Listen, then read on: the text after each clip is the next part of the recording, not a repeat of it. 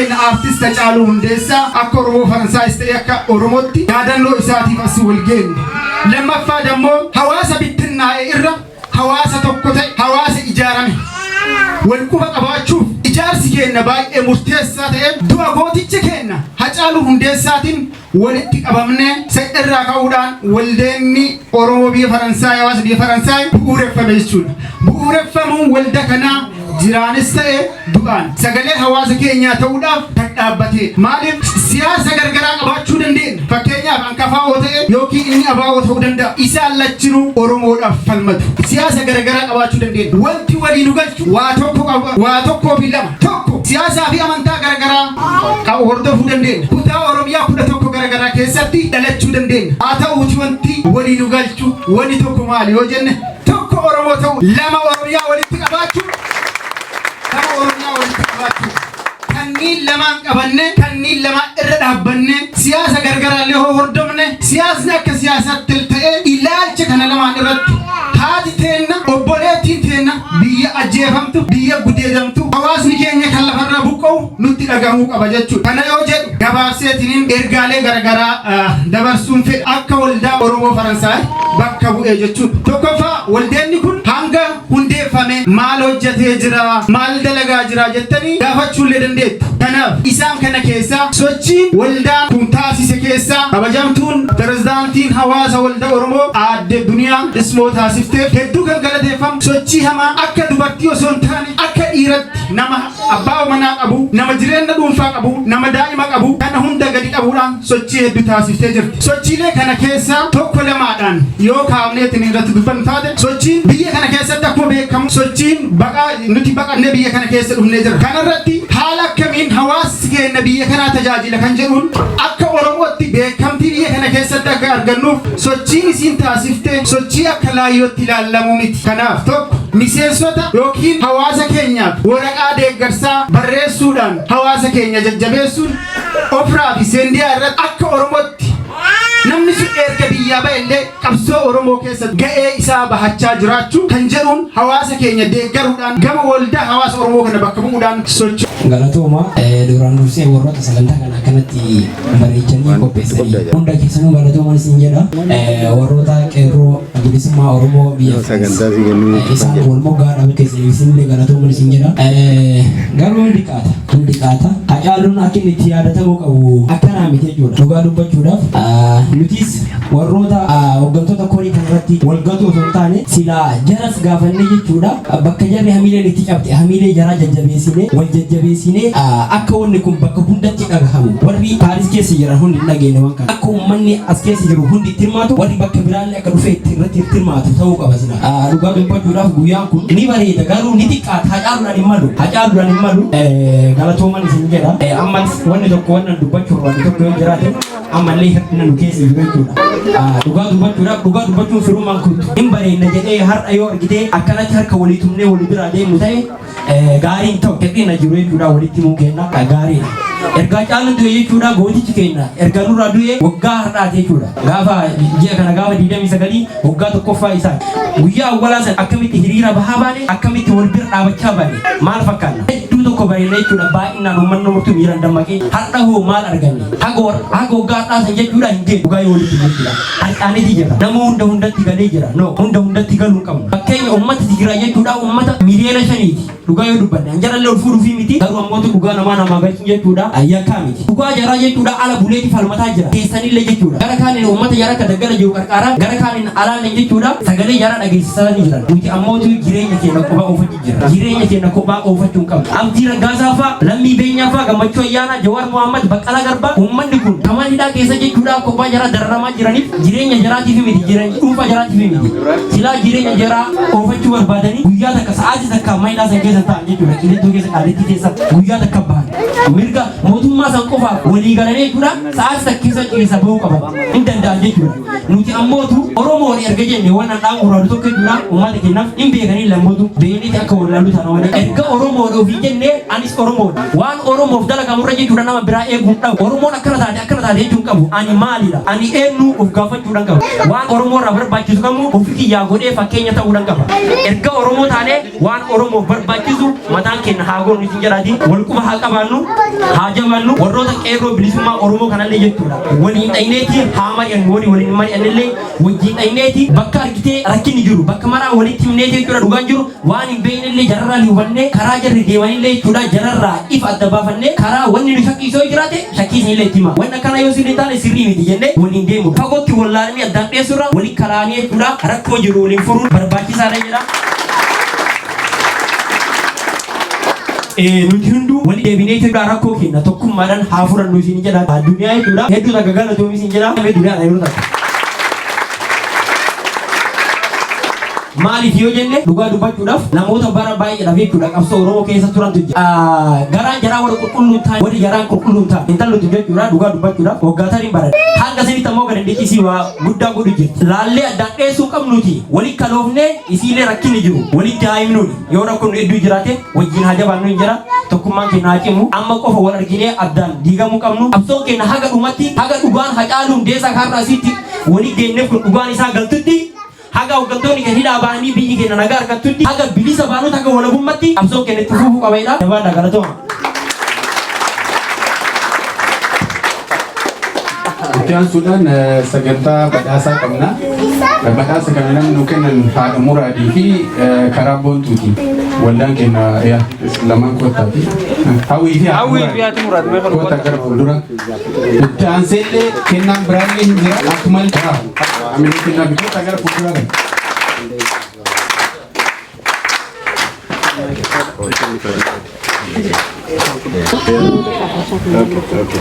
Jedhan duratti waan himte haati muraad. Baasuun danda'u mee haadha muraad waan amma reefu gurratti naan jettan san uummataan gooyidha maal jettan.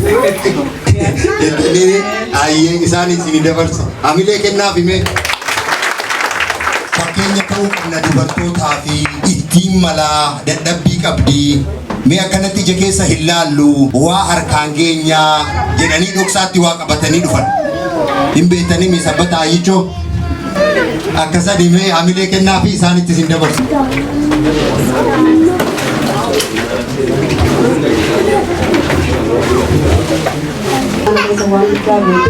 Namni guddaan argu garuu nuti warri faayidhaatti isinlee waan isin tattaaffi isin godhu argaa jirra. Waan kun waan xiqqaa waan isin maluun yoo inshaallah fuuldura kanarra caalu akka qopheessinuuf abdiin qaba. Ammaa fi kannaa teenya xiqqoo tana akka horeetitti nama muraasaan qopheessine baleetiin teenya duniyaan dhuftee nurraa akka fudhattuun seen afeera.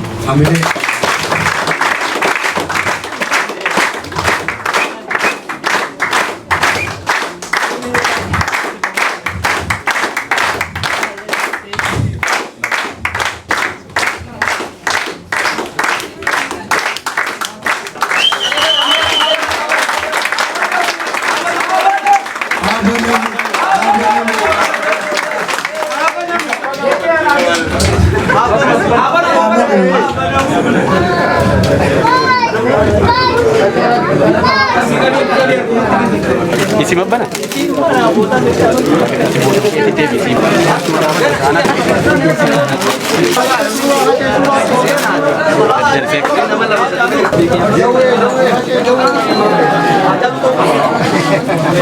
Bani karra.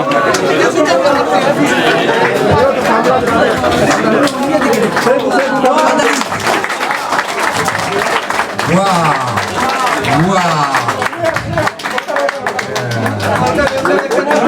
Hedduu galatoomaa jennaanii mee hamilee kennaafi warroota wanta kana yaadanii aarsaa nuu gootee jirta yeroo sii kennina jedhanii warra yeroo kana qopheessanii kennaniif hamilee mee ammallee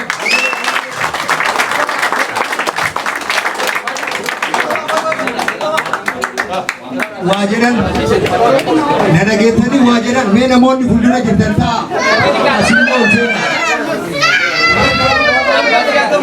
Itti dikkaatu waatu nagay waatu gurra nagay meeta awaa isin hima. Duniyaa tuniyyuu itti dikkaata ani immoo waa qopheessee jiraa jedha jaalli keenya tokko asii mee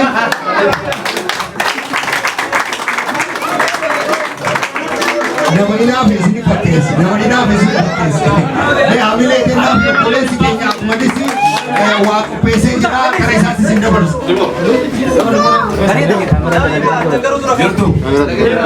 Jirtuu sagalee dhageessu jirtuu Oromoo Faransaay galatoomaa isin jedha hedduu galatoomaa yaadannoo goota keenya irratti namoonni akka hirmaatu keessatti galatoomaa isin jedha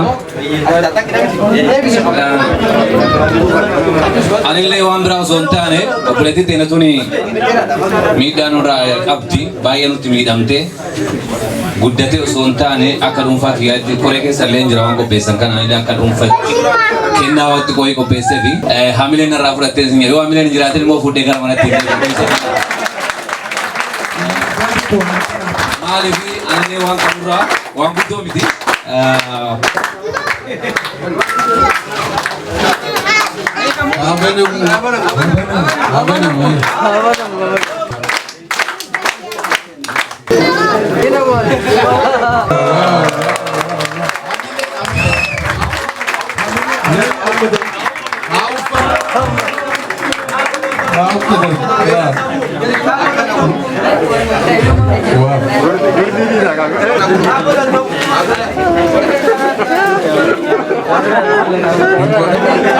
Akkuma waan jedhe dhageettanii jarantiin uf qabnurraa jedhe mee akkam irraa bareeda hamilee.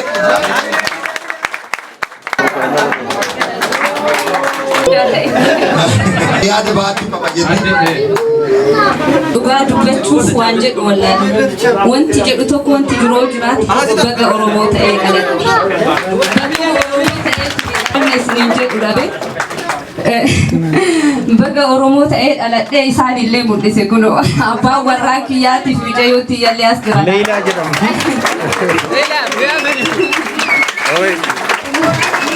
Kanaafuu gammachuu guddaa tokko irratti agahame har'aan beeku wallaahi kana caalaa hojjennaa yoo isin na cinaa jiraatan jedhee yaada ammallee baay'ee galatoomaa hin eeyne waa takka hin eeyne isinirra kanaan booda waan na hafe sunumaan itti naaf fixa.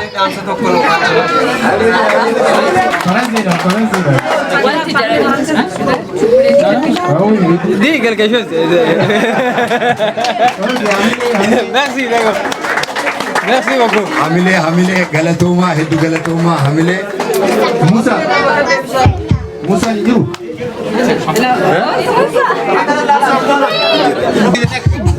Kootu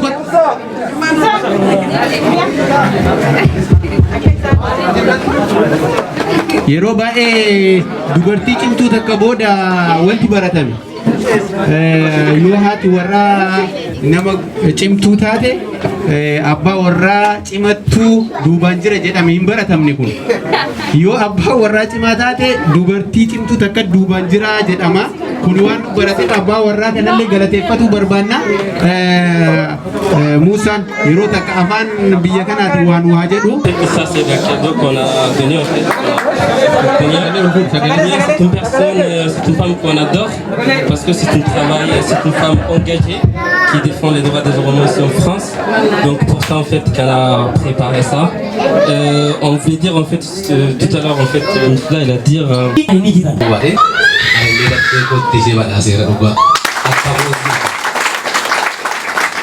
namoonni baay'een akkasuma garaagisa amma yeroo ijoolleen akkasitti madalanii badhaasanii reeli hundumti keenya yoo akkasitti yaadna tokkuma yaadna jee namni nama arguu danda'a. Hiriirri sa'aatii 11tti waamame nu sa'aatii 13tti hidhanna yookaan 14tti hidhanna ijoolleen koreen kun garuu sa'aatii jedhame sanatti ga'anii utuu bokkaan roobaa jiru qofaa isaanii yeroo sana olii gadhamaan sa'aatii 3-4 deeganii booddee dhaqanii namni keenya guyyaa tokko guyyaa lama miti yeroo hundaa bonaa gannu kun jedhan jechuudha dhugaadha. Kanaafiyyuu akka gaariitti argaa jirtu namuuf immoo abbaatu jabeeffata warqeen harkaa qaban sibiilaa jedhama. Kanaafiyyuu sirriitti agartanii duniyaa ammas anis garaa gama kootti nan galateeffadha koree kanas nan galateeffadha. Hacaaluun maal jedhaa silas dubbadheera ani uummata koof qaaliidha jedha ani uummata koofi qaaliidha jechuun gatiin natti baasu uummata kootu tilmaama uummata koofan gatiin baasa gatii guddaa gatiin nyaachuusa inni akkas jedhe inni nuuf qaaliidha taanaan maal gochuu qabna yoo maal goonetu akka inni nuuf qaalii ta'e mirkaneessuu qabna. Hacaaluun yeroo hundaa waa'ee tokkummaa Oromoo faarsaa diinni Oromoo immoo eenyu akka ta'e sirriitti tokko lama jedhe black and white lafa ka'a yoo tokkummaadhaan karaa sana qabannee deemnee waan inni yaade sana innaa galmaan geenye qaalummaa isaa mirkaneessa. Ji'a waxabajjii kana keessa akkuma sana argaa jettan kana maqaan Hacaaluu handaara lafaa irratti amma dhaga'amaa jira. Hacaaluu Facebook irra eessa nagalee ji'a waxabajjii kana keessa yeroo kana qofa miti. Kun hin xinnaata. Inni lubbuu isaa qaalii qabu sababa Hacaaluu ta'eef hin taane sababa Oromoo ta'eef sababa immoo kaayyoo Oromoo qabaatee jiruuf dhabe. Kanaafuu kana galmaan kaayyoo sana galmaan ga'uudhaaf immoo hundumti keenya kotaanee ka'uu qabna. Ijoolleen biyya kootii hundumtuu haadhoo kooti. Haadhoo isaa ta'u, dhiiga isaa ta'u, kaayyoo isaa qabannee ka'u. Al tokko ni dubbannee yookaan akkasitti wal agarree al tokko dubbannee deemuu qofaan osoo hin taane wal qabannee yoo gara fuulduratti tarkaanfanne gara bilisummaa keenya lafanni jedhee keenya akkaataa amma deemaa jiru kanatti garuu dhuguma bakka sana deemaa jirra karaa kallattii irra jirra har'a dhumnee har'a oofannee gallee rabna taanaan booriin deemna taanaan beektonni keenya maalidhaa jiru inni kaan karaa irratti qabamee ejjefamaa jira namni bor qabsoo keenyaa fi abdii ta'aa qabsoo keenya dursu warri jennu dhukkaamamee jira inni seeratti dhiyaachuu qabu taa'eetu inni hidhamuu qabu garuu taa'ee inni isaan hidhuu qabu garuu maalidhaa jiru gallee rabne isa booda ishee hiriyaa kana illee maqaa isa gaafa dhufnu nama meeqatu riili kanaafuu tokkoo keenya of gaafachuu qabu Hacaaluun sirba isaa keessatti tokko maal jedhe maaloo yabaadha goodarree abdiin koosuma yaa abbaa goofaree jedhe yeroo si'aanaa kanatti akka nu badhuttanii akka hundi keenya hubannutti qabsoo Oromootiif abdiin jiru abbaa goofareeti.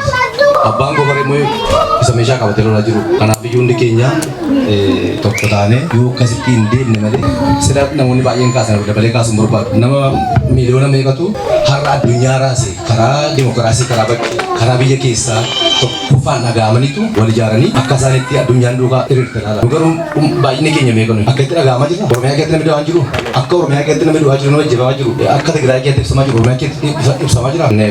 Warri adiinii akkuma Piroofeesar Mararaa jedhanii nama jabaadha kan isaan deeggaran. Kanammoo nuyi bakkee irraa eeguu hin qabnu. Asirraa maal gochuun qaba? Maal gochuun qaba? Anis maal godheera? Waltumsuutu nutti jiraata. Jedha. Kanuma dubbachuu barbaada. Waa'ee ani dhugaa dubbachuuf taanaan barreeffamaan baay'ee haasa'uu hin danda'a. Afaaniin garuu akkasitti hin danda'u yeroo baay'ee. Barreeffamaan nan haasa'aa qomoo haasa'uu qomoo kitaaba koo jira fuudhaati. Isa booddee isin iyyuu murteessitu. Sanamma jedhetu barreessi dubbadhu naan jettaniiti akka gaariitti dubbachuun danda'e yaada. Kitaabni inni obomboleettiin kanaan dura ba'e fuudhaa laalaa waa'ee qabsoo Oromoo kanaan dura ture qabsoon Oromoo dargaggoon akkamitti wal qabamaa ture akkamittiin wal ijaaraa akka ture asoosama ta'e garuu hunda achitti agartu. Kitaabni kun dhimmi kun irreen barreeffame har'a tuulaattanii garuu riilii sana booddee barreeffame jettanii yaadduun amma immoo imimmaana haadhaa kan jedhu haadholiin Oromoo waggaa lamaan kana akkamittiin boo'aa turan akkamittiin gaddaa turan dadhabisanii maal ture ijoollee mana barumsaatti arganii waan keessa dabarsan hundi keenya yoo beeku bu'aa qabne hundi keenya sanaa wal qabatee seenaa ajaa'ibachuu wal qabatee already barraa'ee xumureera mana maxxansaa already seeneera jechuun hin danda'ama ilaalaatii dubbisaa kan aartii makanaan immoo waa tokko qopheessinee yoo wal agarree karaa waldaa keenya kana cimsuu dandeenya inni guddaan qarshii miti ilaala yaadaan waltumsinee wal dhaabanne jennaan eessayyuu ga'uu dandeenya ijaarumsa qabaachuu qabna karaa tokkummaa kana galateeffachuu barbaadu akkuma silaa warra hawaasa Oromoo jedhe kana ijoolleen qeerroo bilisummaa Oromoo dhuguma ijoollee muraasa illee haa ta'an malee isaanii murannoon isaanii kuteenyi isaanii riilii nama ajaa'iba har'a miti laa kan isaanii qabsoo bilisummaa Oromoo karaa dhannoo kana deeggarra jedhanii waggaa lama darbe ammallee kutannoo isaan itti deemaa jiran karaa sirriidha waan ta'eef hundi keessan yoo bira dhaabbattan gaariidha ergaa jedhuun qaba kanuma gaa kana jechuu barbaadu galatooma. Abbaa seenaa hedduu galatoomi jennaani ulfaadhaa. Dubbiin isinitti dheeressuu dadhabdaniirtu keekirree gara muruu deemnaa garuu yaada nama lamarraa akka fuudhuuf na dubbisaniiru tokko buleessa keenya Abdii Soolan karaa dheeraa deemee nu gidduu jira lammaffaa ammoo qeerroo bilisummaa Oromoo keessaa maybe yaada lamatu jira yaada kana ammoo kiliir godhee yoo gaafii qabatanillee gaafii kana akka nu gaafataniif kan jedhu kumsaa baaroo tumsaa inni akka dubbatuuf nagahee jira kanumaa hedduu ulfaadhaa wanta osoo hin galateeffatiin keessa tarruu obboleessa keenya tura hedduu galatoomii jennaani yeroo maraa bakka barbaade lafa kiraawudir ta'e lafa illee hin seenamne namni ofii kiyyaan seenu lafa inni gaafa tokko seenu tokko it's amazing lafa akkasii faa seenee riiskii fudhatee makiinaa isaatiin spiikara baatee baay'ee yeroo hiriiraa hundumaa kanaaf obboleessa keenya kanaan hedduu galatoomaa jennaani amilee kennaafi.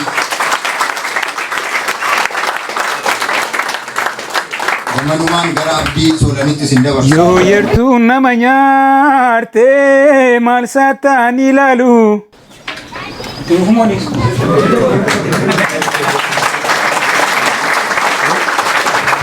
Randagamaa motobii dachee boqossuu kooti. Randagamaa motobii dachee boqossuu kooti. Shira yertuun dadhabee ka'ee godaanuu kooti. Ka'ee godaanuu kooti. Ka'ee godaanuu kooti. Yellaa mogorii daangaanya marka'u. Daangaanya marka'u. Lolus naaf hin taane, dhiisus naaf hin taane, dubbiin hin hammaatte, hambara nan taa'u, hambara nan taa'u, hambara nan taa'u. Surree jilbarraan numtee tabbaatu waraannata. Surree jilbarraan numtee tabbaatu waraannata. Roorroo keefiitti dhufee. Nuti warra gumaa baafatu miti nuti warra gadheetti. Oromoon kan guyyaa Hacaaluun gumaa buufatee hin bilisoomin Oromoon dabeessa. Gaafa Maartin Luther King Ameerikaa keessatti ajjeefame uummanni gurraachi Ameerikaa keessatti bilisoome. Uummanni gurraachi garuu baay'inaan har'allee Ameerikaa keessa parsantii 13 duwwaa. Oromoon garuu parsantii 60 ta'e biyya sana keessatti gumaa Hacaaluu Hundeessaa falmachuu dadhabee ittumaayyuu duuti Hacaaluu silaa Oromoo bilisoomsa jennee otoo yaannu ittumaa Oromoo garboomsee nutti argisiisa. Ittumaa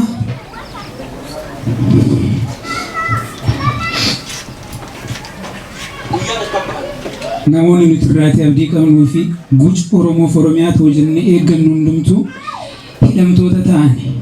Inni silaa hidhamuu qabu hidheetu inni silaa hidhuu qabu immoo hidhamee du'a lama duune jechaadha. Hacaaluu duwwaa miti nuti warri jirru du'a lama duune. Hacaaluun garuu warri jirru kana hunda keenya caala. Period. Wanta isiniin jedhu qabu. Ergaan tokkitti nan dhaammachuu barbaadu. Ijoollee Hacaaluu Hundeessaa guddisnaa.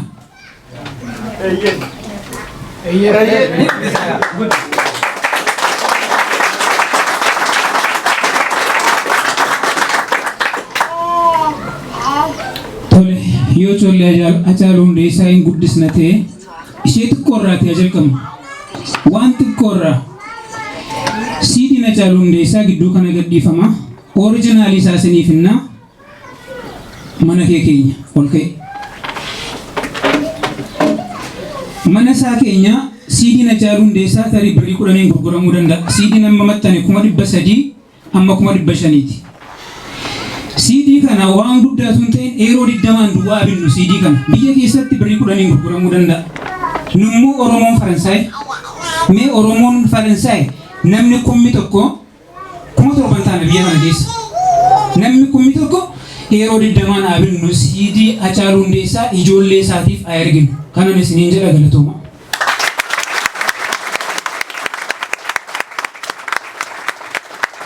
Ergaa baay'ee lafii nama seenuu artista Solan hedduu galatoomi jennaani.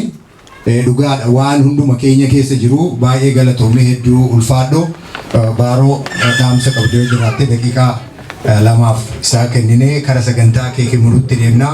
Nunnufinaa maaloo nunnufinaa ulfaadha.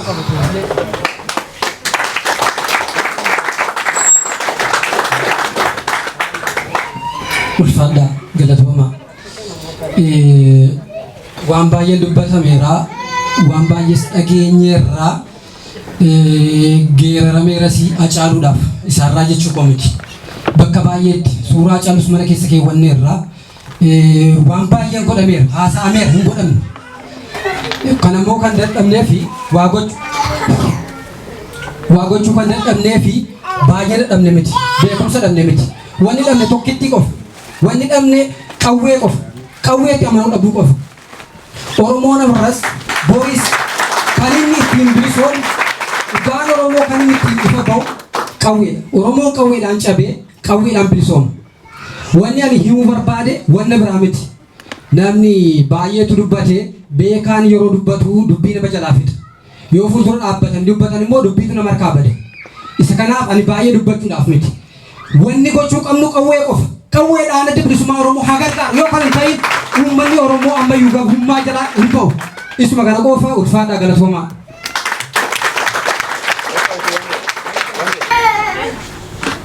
Hedduu galatoominaa jedhaanii beektu onneen ishii sibiila. As taa'ee waan achi lolu natti fakkaate yeroo inni qawwee jedhu.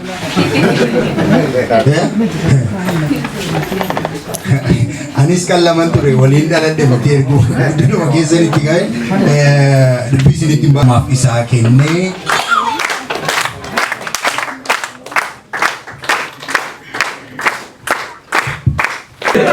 namoota hedduun yeroo iddoo halaalarraa isaan maqaan beeku nama kitaaba barreesse akka carraa ta'ee dhagahaan ture gama sooshaal miidiyaatti. Kan biraa dammoo guyyaan addaana guyyaa ajaa'ibaati. Artistii Abdii Solan ani kan beeku gama sooshaal miidiyaatiin haasaa kiyyallee itti fufaa nama jabeeffamuu qabu waan ta'eef guyyaa addaa qaamaan argee inni nan beeku garuu ani dalagaa isaa beeka. Maaliif biyya baqaa keessatti Kaayiroo waggaa afurii addaa yeroo jiraadhu wanta artistii Abdii Solan kun biyya Faransaay kana keessatti dalagaa ture. Nama kana viidiyoo isaa laalaan ture. Maaliif viidiyoo naannoo sanillee guyyaa tokko jedheellee beeku naannoo Kaalis jedhamu tokko akka ragaatti naa qabachuu dandeettan yoo an dogongore. Lammaffaa dammoo qophii halkan waarii wayii irratti afaan Ingiliffaatiin pirezenteeshinii inni dhiyeessee fi waa'ee dhimma Oromoo akkasumas dabalataan ga'ee inni aartii Oromoo keessatti qabu madaalaan ture akka nama tokkotti parsanaalii jechuudha. Guyyaa hadhaa namoota jajjabaa akkanaa kanneen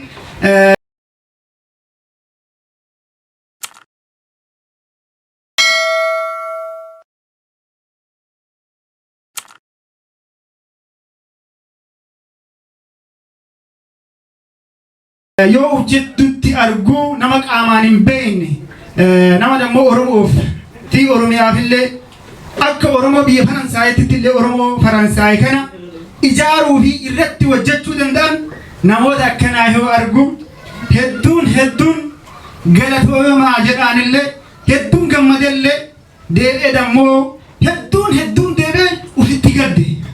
Maaliif gaddite naan jechuu dandeessan?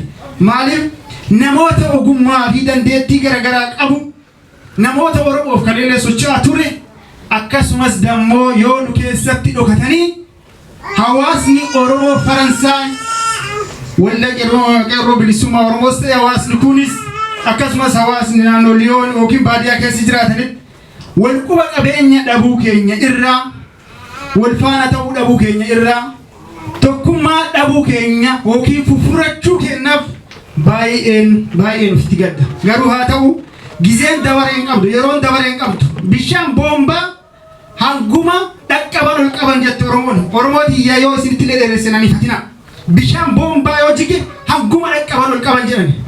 Maaliif tokkummaa keenyaaf gama aartiitiin ta'e gama beekumsaatiin namoonni dandeettii ciccimoo qaban ay keessa jiran kanneen wajjin fayyadamne biyya uummata keenya hawaasa keenya kana gara tokkotti akka finnuuf dhaamsa koo isa jalqabaati. Kan biraa dammoo guyyaan addaa guyyaan addaanuuf guyyaa addaati. Maaltu guyyaa addaa godhe hoo kan jennu taate guyyaa gooti. Beekumsa guddaa qabadhee miti kan dura keessanitti ba'ee namoota sila haasa'uu danda'an hedduutu jiru as keessa. Keessumaa nama akka abbaa mirgaa fa'aa dura dhaabbatee haasa'uuf mooraalii qabu ture. Garuu haalli keessa jiru immoo baay'ee haala waan baay'ee nu haasofsiisudha. Baay'ee tokko dhiqqoo hirmaannaa keenya baay'ee xiqqoo gadi bu'aa akkuma jedhame dhuguma haala hirmaannaa kabaja Oromoon faras keessa jiru kana qofaatii miti. Garuu ammatti kun immoo dhufee argamuun iyyuu baay'ee nu gammachiisa. Ulfaadhaa wanti naasoo barbaadanii haasaa lama sadii qaba ture.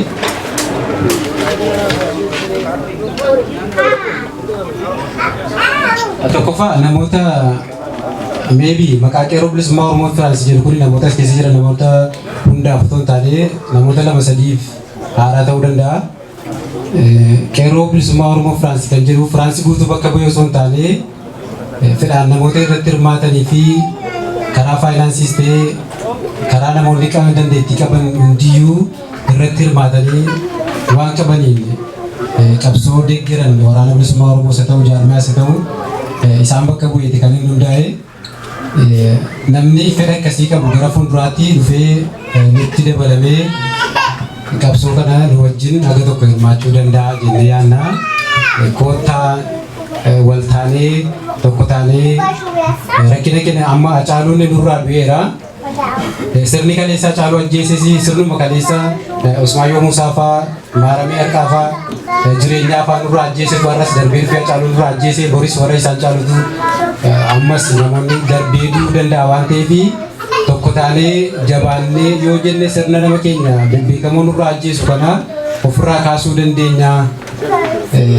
Tokko taanee jabaannee qabsoomnuu kottaatti nutti dabalamaa nu gargaaraa. Hawaasa kana wajjin walitti dabalamnee si tokko taanee waan qabnuuni waraana bilisummaa Oromoo biras dhaabbannee jaarmiyaas namni kamiyyuu jaarmiyaa deeggaru hunda bira dhaabbatee Oromoon akka bilisoomuu fi hojjechuu qabnan isiniin jedha. Ulfaadhaa galatamaa.